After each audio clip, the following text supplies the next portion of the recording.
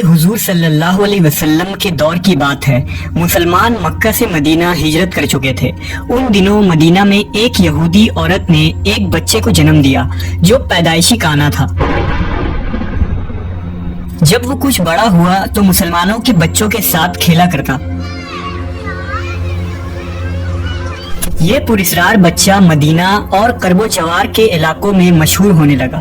اس نے اپنے اوپر وحی یا القا آنے کا دعویٰ کیا اور عجیب پراسرار باتیں کرنے لگا۔ لہٰذا اس کی ماں رسول اللہ صلی اللہ علیہ وسلم کے پاس گئی اور اپنے بیٹے کا سارا حال بتایا۔ اس نے آپ صلی اللہ علیہ وسلم سے یہ گزارش کی کہ اس کا معائنہ کریں۔ ایک دن محمد صلی اللہ علیہ وسلم اپنے اصحاب کے ساتھ اس بچے کے گھر اس کی کیفیت جاننے کے لیے روانہ ہوئے۔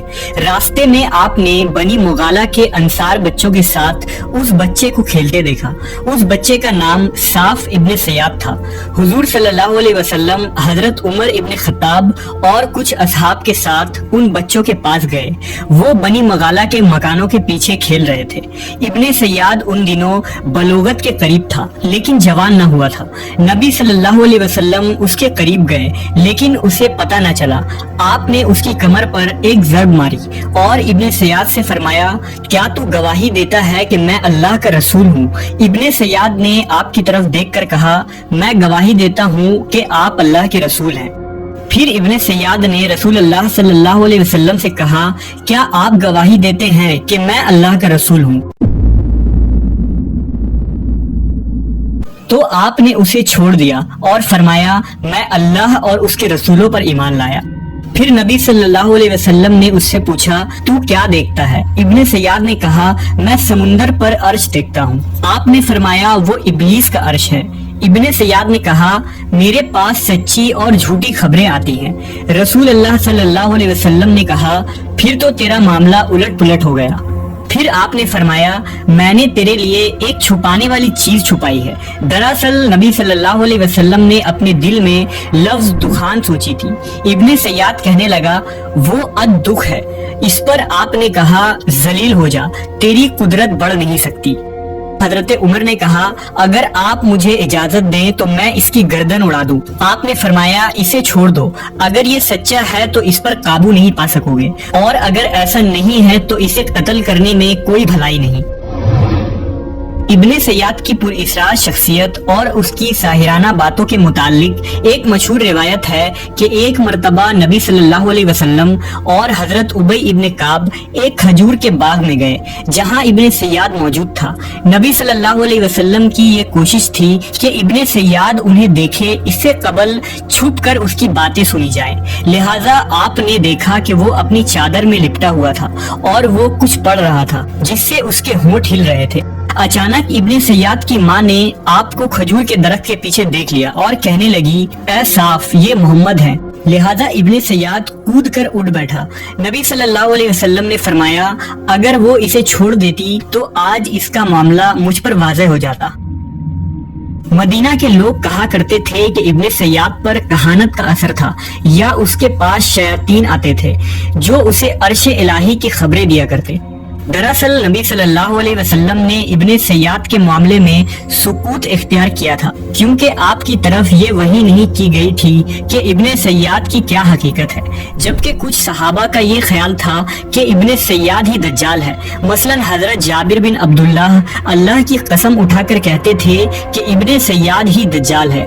حضرت عمر رضی اللہ تعالیٰ عنہ حضور صلی اللہ علیہ وسلم کے سامنے ابن سیاد کو دجال کہا کرتے تھے، لیکن آپ نہ ہی اس بات کا اقرار کرتے اور نہ ہی انکار۔ تاریخی کتابوں میں ابن سیاد کے متعلق یہ بھی آتا ہے کہ ابن سیاد اور اس کی ماں نے بعد میں اسلام قبول کر لیا تھا، اور ابن سیاد لوگوں سے کہا کرتا تھا کہ وہ دجال نہیں ہے، لیکن اس کے باوجود لوگ ابن سیاد کے متعلق شک میں رہا کرتے تھے کیونکہ وہ ہمیشہ عجیب و غریب باتیں کیا کرتا۔ لہٰذا حضرت ابو سعید خدری رضی اللہ تعالیٰ عنہ بیان کرتے ہیں کہ ہم حج یا عمرے کے لیے نکلے تو ہمارے ساتھ ابن سیاد بھی تھا۔ ہم نے ایک جگہ آرام کرنے کے لیے پڑاؤ ڈالا تو ہمارے قافلے میں موجود لوگ بکھر گئے، مگر میں اور ابن سیاد ایک جگہ باقی رہ گئے۔ مجھے ابن سیاد کو دیکھ کر بہت خوف محسوس ہوئی کیونکہ اس کے بارے میں لوگ بہت سی باتیں کیا کرتے تھے۔ حضرت ابو سعید کہتے ہیں کہ اس نے اپنا سامان میرے سامان کے ساتھ لا کر رکھ دیا.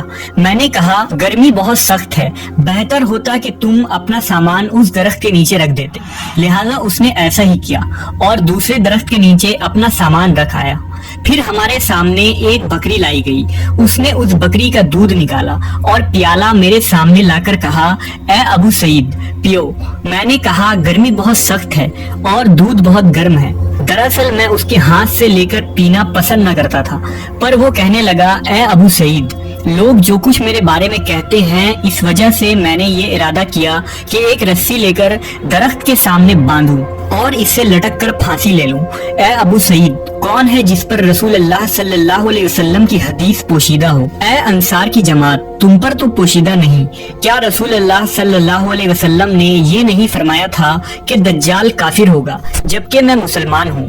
کیا آپ نے یہ نہیں فرمایا تھا کہ دجال بانجھ ہوگا اور اس کی کوئی اولاد نہ ہوگی اور میں تو اپنا بیٹا مدینہ چھوڑ کر آیا ہوں؟